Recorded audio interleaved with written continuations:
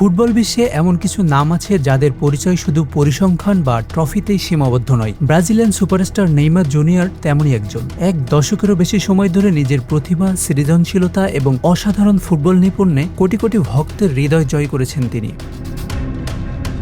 নেইমারের ক্যারিয়ারের সবচেয়ে বড় অর্জনগুলোর একটি হলো ব্রাজিলের জাতীয় দলের হয়ে ইতিহাসের সর্বোচ্চ গোলদাতার আসনে জায়গা করে নেওয়া। কিংবদন্তি পেলের দীর্ঘদিনের রেকর্ড ভেঙে নতুন ইতিহাস গড়েছেন এই তারকা ফরওয়ার্ড।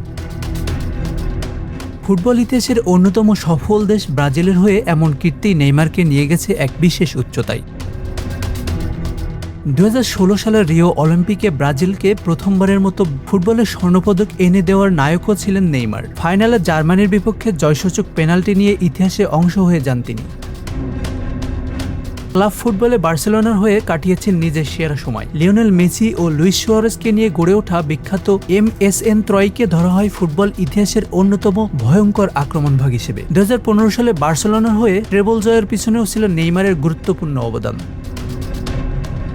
2017 সালে 222 মিলিয়ন ইউরোর রেকর্ড ট্রান্সফার ফিতে পিএসজিতে যোগ দিয়ে পুরো ফুটবল বিশ্বকে চমকে দেন নেইমার। এখন পর্যন্ত সেইটাই ফুটবল ইতিহাসের সবচেয়ে ব্যয়বহুল দলবদল।